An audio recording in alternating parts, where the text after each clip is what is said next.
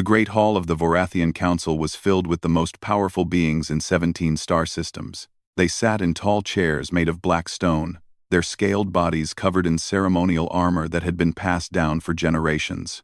The light from 3 artificial suns shone through the crystal ceiling, casting long shadows across the marble floor. High Commander Zelthar stood at the center of the room. He was old by Vorathian standards, his green scales fading to gray around his face. But his eyes were still sharp, and his voice still carried the strength of a warrior who had conquered dozens of worlds. "My lords," he said, pressing a button on the device in his hand. A holographic image appeared in the air above him. It showed a small blue planet spinning slowly in the darkness of space. "This is the world they call Earth. It sits at the edge of our expansion territory. The natives call themselves humans." The council members leaned forward with mild interest. They had seen many worlds and many species. Most were forgotten within a generation of their conquest. "Show us these humans," said Lord Vex, the eldest member of the council. Zelthar pressed another button. The image changed to show creatures unlike anything the Vorathians had evolved to be. They had soft skin, with no scales or armor. They had flat teeth that could not tear flesh. They had no claws, no venom, no natural weapons of any kind. They stood on 2 legs and had 2 arms. And they were so small that even their largest warriors would barely reach a Vorathian shoulder. Laughter filled the great hall. "These are the creatures you bring before us?" asked Lord Vex. "They look like prey animals. What threat could they possibly pose to the Empire?" "No threat at all, my lord," said Zelthar. "That is precisely why I bring them to your attention. Their world is rich in resources. Fresh water covers most of the surface. The soil is fertile. The climate is mild. It would make an excellent addition to our empire." "How many of these humans exist?" asked another council member. "Approximately 8 billion. More laughter. 8 billion soft, weak creatures with no natural defenses. They would fall within days. General Crick stood from his seat at the side of the hall. He was the most decorated warrior in Vorathian history. His body was covered in scars from 100 battles, and his armor was decorated with the symbols of every world he had helped conquer. He had never known defeat. "I will lead the invasion myself," he said. His voice was deep and confident. "Give me 500 of my Shadow Legion. We will take this world before their sun sets twice." The council members nodded in approval. The Shadow Legion was the finest fighting force in the galaxy. Each warrior was trained from birth in the arts of combat. They had never lost a battle. "It shall be done," said Lord Vex. "And we shall broadcast the conquest across the Empire.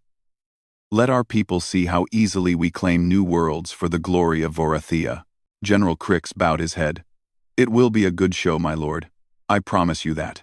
6 days later, the Vorathian fleet emerged from hyperspace near the 3rd planet of a small yellow star. General Crix stood on the bridge of his flagship, watching the blue world grow larger on the view screen. It was a beautiful planet. He almost felt sorry for the creatures who lived there. "Almost. Begin descent," he ordered. "Target the largest landmass in the center of their main continent. We will establish our base there and spread outward." "Yes, General." The ships cut through the atmosphere like knives through water. They were designed for stealth, but General Crix had ordered them to make noise. He wanted the humans to see them coming. Fear was a weapon, and he intended to use it. On the ground below, in a place called Kansas, a farmer named Daniel Porter was fixing a fence when he heard the sound. It was like thunder. But the sky was clear. He looked up and saw lights moving against the blue. Not planes. Something else. Something that made his stomach tight with fear. He ran to the farmhouse where his wife Claire was making dinner. "Claire," he said, his voice shaking. "You need to see this." They stood together on the porch and watched as massive ships descended from the sky. The ships were black and shaped like insects, with sharp angles and glowing red lights. They moved with a purpose that Daniel understood immediately. This was not a visit. This was an invasion. "Call the sheriff," said Claire. "Call everyone." Daniel was already reaching for the phone. Within an hour, the small town of Miller Creek was in chaos. Sheriff Henry Cole had called the state police, who had called the military, who had called Washington. But none of that would matter for hours. The ships were landing now, in the fields just outside of town.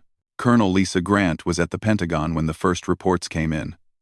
She was a small woman with short brown hair and eyes that had seen too much war already. She had served in 3 conflicts and had lost friends in all of them, but nothing had prepared her for the words she heard that night. "Unidentified craft," said the young officer who burst into her meeting. "Multiple contacts. They are not ours. They are not anyone's." Colonel Grant stood and walked to the Situation Room. The screens showed satellite images of the landing zone. The ships were massive, each one the size of a football stadium. And soldiers were pouring out of them, tall, scaled creatures in black armor, carrying weapons that glowed with strange energy. "Get me Major Kevin Brooks," she said.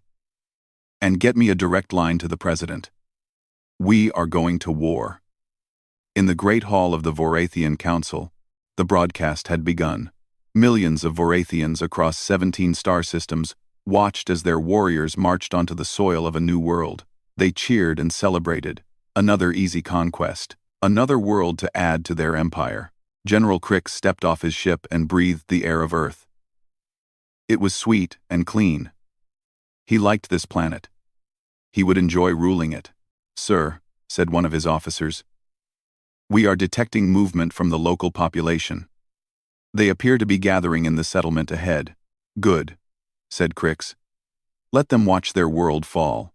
It will make the surrender come faster." He was wrong.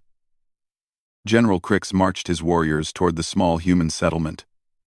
500 of the Shadow Legion walked in perfect formation, their black armor reflecting the light of the setting sun. They carried energy rifles that could burn through steel. They wore helmets that showed them heat signatures through walls. They were the finest soldiers the galaxy had ever seen. The town of Miller Creek had only 3,000 people. Most of them were already evacuating, driving away in their primitive wheeled vehicles. But not everyone ran. Sheriff Henry Cole stood at the edge of town with 12 of his deputies. They carried pistols and shotguns. They wore simple uniforms made of cloth. They had no armor, no energy shields, no advanced weapons. By every measure that mattered to the Vorathians, they were already dead. "You sure about this, Henry?" asked Deputy Sam Mitchell, a young man who had only been on the job for 6 months. "No," said Sheriff Cole. "But those people behind us need time to get away. So we are going to give them that time." The Vorathian army stopped 100 meters from the sheriff and his men. General Crix stepped forward. He was twice the height of any human, and his body was covered in scales that could stop a blade. He looked at the small group of humans with something like amusement. "You stand before the armies of the Vorathian Empire," he said. His voice was amplified by a device on his armor. "Surrender now, and your deaths will be quick. Resist, and you will suffer." Sheriff Cole raised his shotgun. "This is our home," he said. "You are not welcome here." General Crix laughed. It was a harsh sound, like rocks grinding together. "You think that weapon can hurt us? Our armor has stopped laser fire. Your primitive tools are nothing." "Maybe," said Sheriff Cole. "But I reckon we will find out." He fired. The shotgun blast hit General Crix in the chest. The pellets did not penetrate his armor, but they knocked him back 2 steps. His laughter stopped. No one had ever made him take a step backward. The deputies opened fire. The sound of gunshots filled the air. The Vorathian warriors returned fire with their energy weapons, and several deputies fell. But something strange happened. The humans did not run. Even as their friends died beside them, they kept shooting. They took cover behind cars and buildings and kept fighting. General Crix watched in confusion as Sheriff Henry Cole was hit by an energy blast. The old man fell, his body smoking from the wound, but as he fell, he fired one last shot that hit a Vorathian soldier in the gap between his helmet and his armor. The soldier dropped dead. The battle lasted only 10 minutes. All 12 deputies died. But so did 7 Vorathian warriors. 7 warriors, 7 of the Shadow Legion, killed by a handful of primitives with simple weapons. General Crick stood over the body of Sheriff Cole and felt something he had not felt in a very long time. It was not quite fear, but it was close. "Sir," said one of his officers, "the humans are regrouping. More are coming from other settlements. They are armed." "How many?" "Thousands, perhaps tens of thousands." General Crix looked at the sky. The broadcast was still running. Millions of Vorathians were watching. He could not show weakness. "Then we will kill them all," he said. "Advance on the next settlement." But as the army moved forward, they found that the humans had prepared. The roads were blocked with burning vehicles. Explosions erupted from hidden bombs. Shots rang out from buildings and trees and hills. The humans fought from everywhere and nowhere. Private Amy Walsh was 19 years old. She had joined the National Guard to pay for college. She had never expected to fight an alien invasion. But when the call came, she answered. Her unit was assigned to hold a bridge outside of the town of Riverside. The bridge crossed a river that the evacuating civilians needed to use. If the Vorathians took the bridge, thousands of people would be trapped. "We hold until everyone is across," said her sergeant. "Then we blow the bridge and fall back." The Vorathians came in force. 100 warriors marched toward the bridge, firing their energy weapons. The National Guard soldiers fought back with rifles and machine guns. The air was filled with smoke and noise and death. Amy watched her sergeant fall. Then the soldier next to her. Then the one after that. The line was breaking. The Vorathians were almost at the bridge. She grabbed a machine gun and ran to a position at the center of the bridge. She braced the weapon against a concrete barrier and opened fire. The Vorathians were surprised by the intensity of the attack. They took cover and returned fire. But Amy kept shooting. Minutes passed. Hours seemed to pass. Amy was hit in the shoulder, but she kept firing. She was hit in the leg, but she did not stop. The bridge was a kill zone, and she was the only one keeping the enemy at bay. When the last civilian vehicle crossed the river, the demolition team set off the charges. The bridge exploded in a ball of fire and concrete. Amy was thrown into the water by the blast. She barely survived, but the bridge was gone.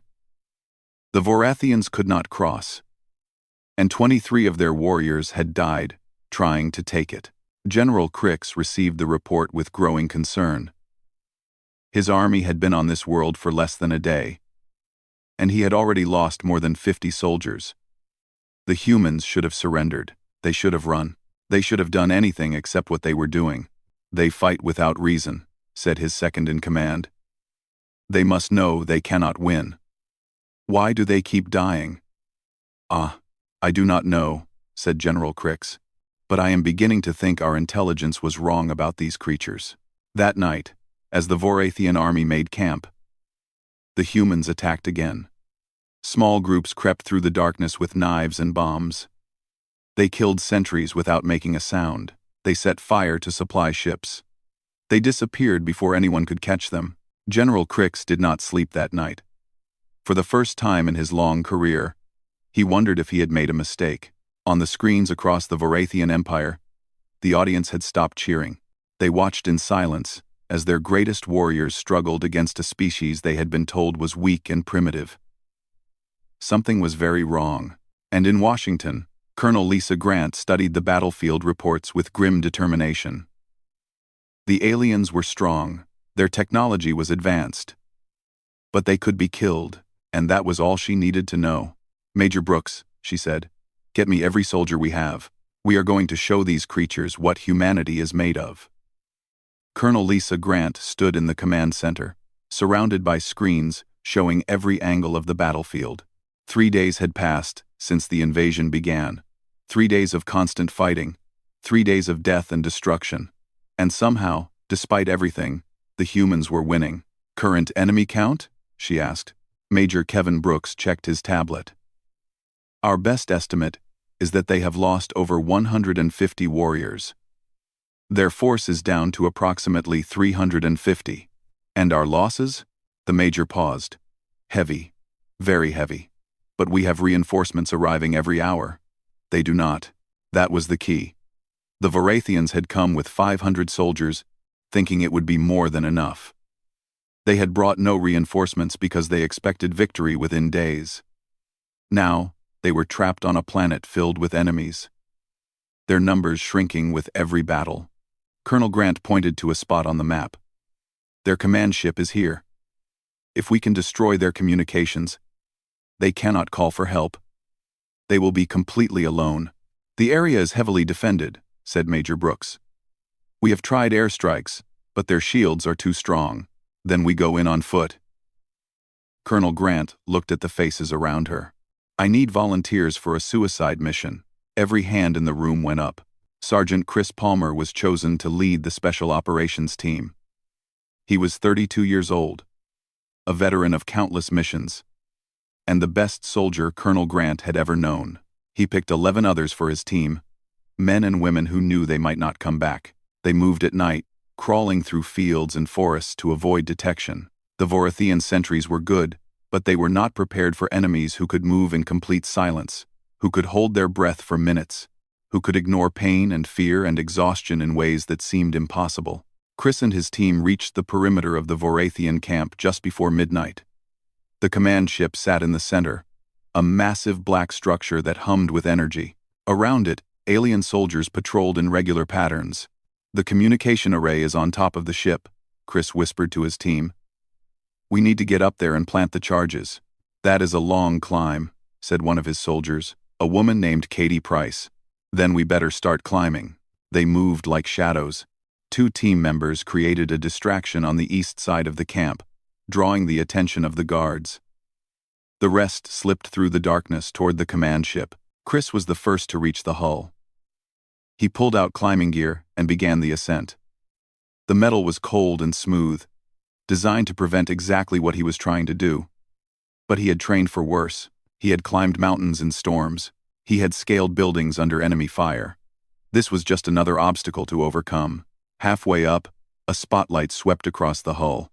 Chris pressed himself flat against the metal and held his breath. The light passed over him without stopping. He kept climbing. At the top of the ship, the communication array rose like a metal tree, covered in dishes and antennas and blinking lights. Chris planted the explosives carefully, placing each charge where it would do the most damage. His hands did not shake. His heart did not race. He had done this too many times to feel afraid. Charges set, he whispered into his radio. Beginning descent. He was 10 meters from the ground when the alarm sounded. Lights flooded the camp. Vorathian soldiers poured out of their tents, weapons ready. Chris dropped the last few meters and hit the ground running. His team was already firing, creating chaos and confusion. Go, he shouted. Move. They ran through the camp, dodging energy blasts that burned the air around them. 3 team members fell. Then 2 more. Chris kept running. The detonator clutched in his hand. He pressed the button. The explosion lit up the night sky. The communication array erupted in a ball of fire that could be seen for miles. Pieces of metal rained down on the camp. The Vorathian soldiers screamed in confusion and rage. Chris and the survivors disappeared into the darkness. Behind them, the command ship burned. General Crick stood in the ruins of his communication center and felt his world collapse. Without the array, he could not contact the Empire. He could not call for reinforcements. He could not even send a message to tell them what was happening. He was alone. How? He demanded. How did they get past our defenses? No one had an answer. In the days that followed, the humans pressed their advantage. They attacked during the day and at night. They attacked in the rain and in the sunshine. They never stopped. They never rested. They never gave the Vorathians a moment of peace. Colonel Grant coordinated the strikes from her command center. She sent units to hit the aliens from every direction. When the Vorathians defended one position, she attacked another. When they tried to regroup, she scattered them again. She fought the way humans had always fought, with creativity and determination, and a refusal to accept defeat. The Vorathians discovered things about humans that their intelligence had never mentioned. Humans could run for hours without stopping. Their bodies were designed for endurance, built to chase prey across vast distances, until the prey collapsed from exhaustion. They could survive wounds that would kill other species. They could function on almost no sleep or food. They could push their bodies past every reasonable limit and keep going. And they had something else, something that the Vorathians had never encountered before. They called it courage, but it was more than that. It was a willingness to die for each other, to sacrifice everything for their families, their friends, their world. General Crix watched his army shrink day by day. 200 warriors left, then 150, then 100. The greatest fighting force in the galaxy was being destroyed by creatures they had considered primitive. "We should retreat," said his second-in-command. "Find a defensive position and wait for rescue." "Ending second, there will be no rescue," said Crix. "We are alone here. And I am beginning to understand why." He looked at the night sky, at the stars that had once seemed so close. "The Empire did not know what they were sending us to fight," he said. "But I know now. These humans are not prey. They are predators. And they are hunting us." General Crix sat alone in his command tent, studying the intelligence reports that had been given to him before the invasion. The reports described humans as weak, slow, and fragile. They said humans had no natural weapons, no armor, no venom. They said conquest would be simple. The reports were wrong about everything. Crix had lost 320 warriors in 2 weeks, 320 of the finest soldiers the Vorathian Empire had ever produced. They had been killed by creatures who should not have been able to fight back at all. He picked up a piece of paper that his soldiers had found in one of the destroyed human settlements. It was a photograph showing a human family. A man, a woman, and 2 small children standing in front of a house. They were smiling. They looked happy and peaceful and completely harmless. But Crix had seen what those harmless creatures could do. He had watched them run for hours without stopping. He had seen them take wounds that would kill a Vorathian and keep fighting. He had witnessed them throw themselves into certain death to save their companions. "What are you?" he whispered to the photograph. His second-in-command entered the tent. His name was Captain Torvin, and he had served under Crix for 20 years. His armor was damaged and burned. His scales were cracked in several places. He looked exhausted. "General," he said, "we have less than 100 warriors remaining. The humans are gathering for a final assault. Our scouts report thousands of them moving toward our position." "Thousands," Crix repeated. "When we landed, I thought 500 warriors would be too many. Now I see that 5,000 would not have been enough. Sir, I have been thinking about these creatures, trying to understand them." Torvin sat down heavily. "I believe our scientists made a critical error in their assessment." "What error?" "They looked at the human body and saw weakness. No claws, no scales, no natural weapons. They concluded that humans were prey animals, meant to be hunted and eaten." Torvin shook his head, but they were wrong. Humans are not prey. They are persistence predators. Crix looked at his captain with interest. "Explain." "On their world, humans did not have the speed to catch their food. They could not outrun the animals they hunted. So instead, they chased them.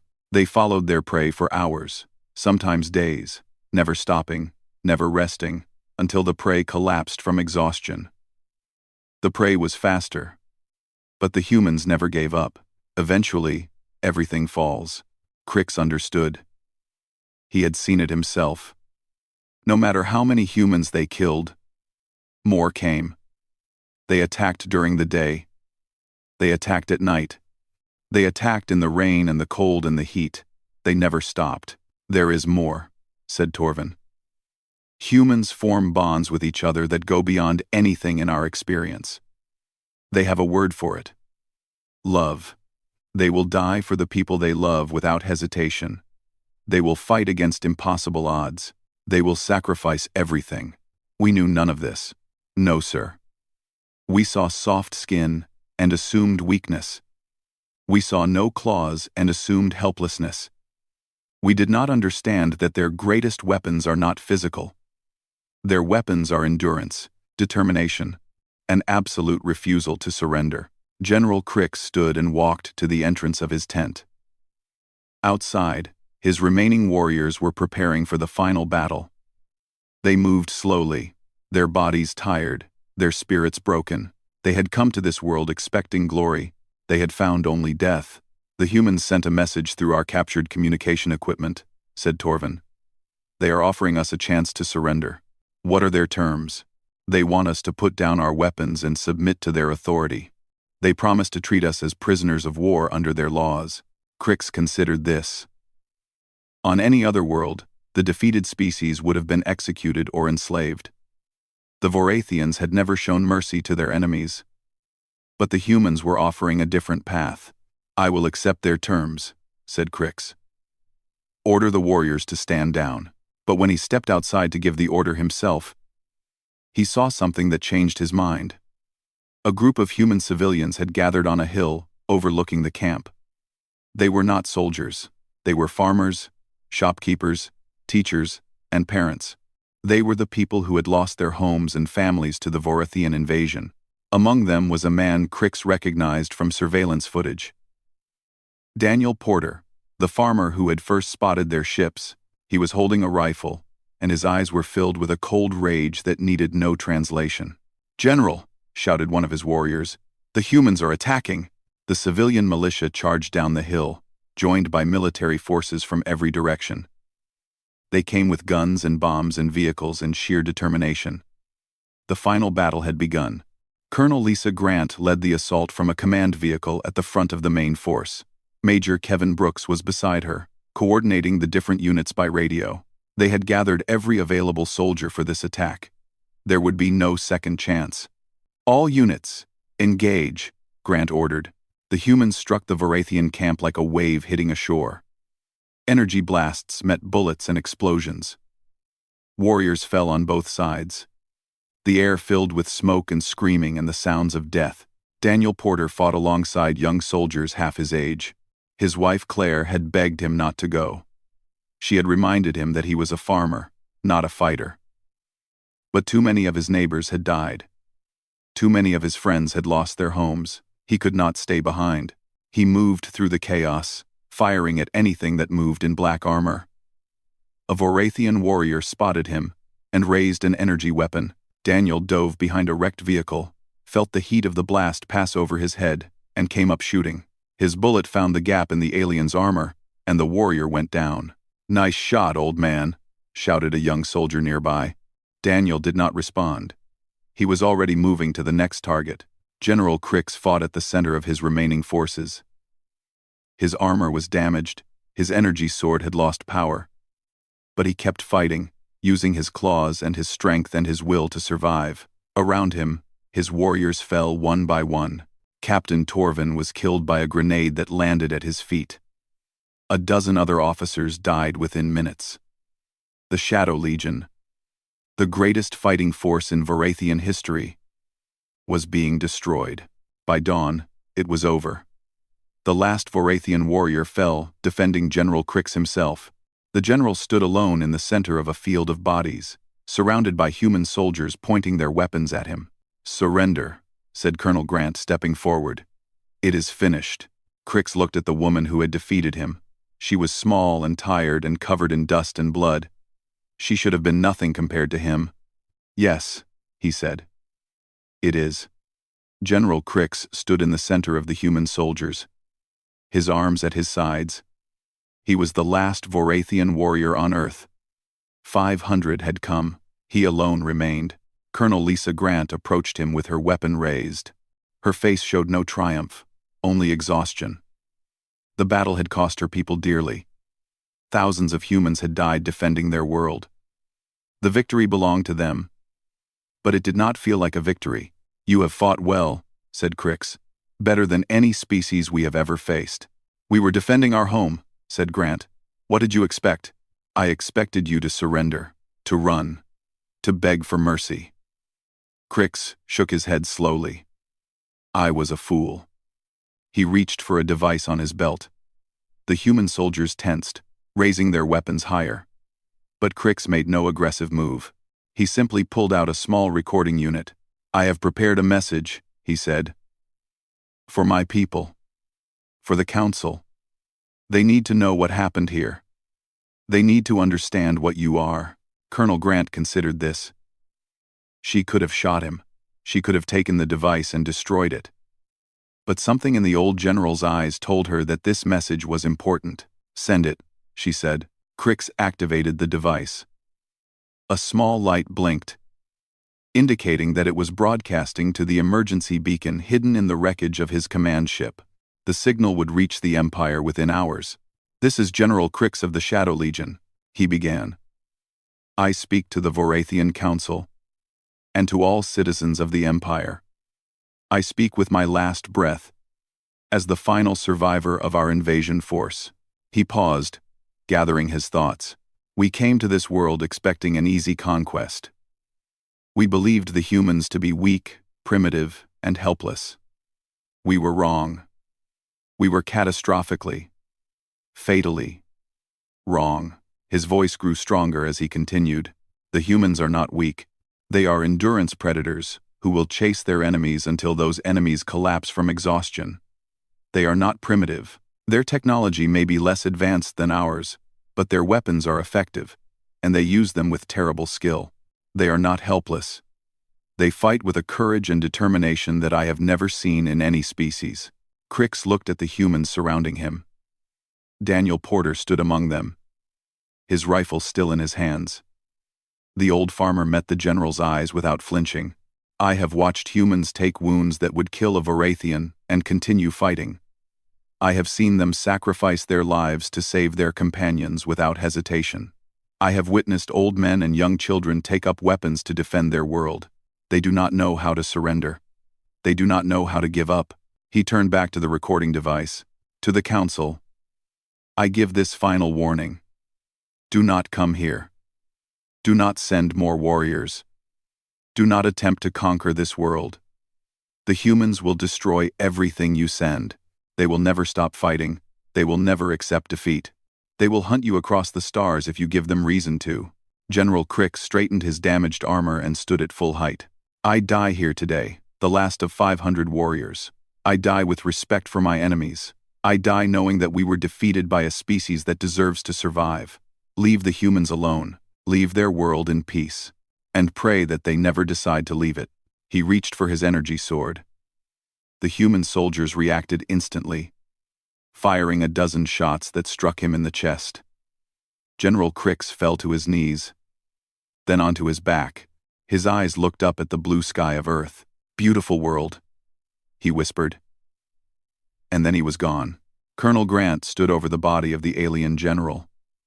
She felt no satisfaction in his death, only relief that it was finally over. Major Brooks, she said, secure that recording device. Make sure the message was transmitted. Yes, ma'am. The cleanup took months. The alien ships were studied by scientists. The weapons were analyzed. The bodies were burned according to what the humans assumed were Vorathian customs, and slowly, life began to return to normal. Daniel Porter went home to his farm, but his wife Claire was waiting with news that broke his heart. Their son, Timothy, had died in the final battle. He had been a medic, killed while trying to save a wounded soldier. He was 24 years old. They buried him in the field behind the farmhouse, next to the graves of their parents and grandparents. Daniel stood at the grave for hours, feeling a grief that no victory could ease. He was a hero, said Claire, taking her husband's hand. He saved 3 people before he fell. I know, said Daniel, but I would trade everything to have him back.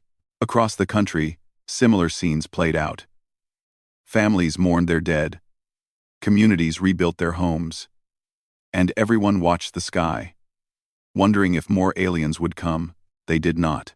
The message from General Crix reached the Vorathian Council 3 days after his death. The council members watched in silence as their greatest general described his defeat. They saw the footage of their elite warriors being killed by creatures they had dismissed as primitives. They heard the warning in Crix's final words. Lord Vex, the eldest member of the council, spoke first. This is impossible.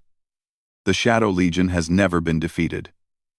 It has now, said another council member, and by a species we considered beneath our notice. The debate lasted for days. Some wanted to send a larger force, to avenge the fallen and teach the humans a lesson. Others wanted to forget that Earth existed and focus on easier targets.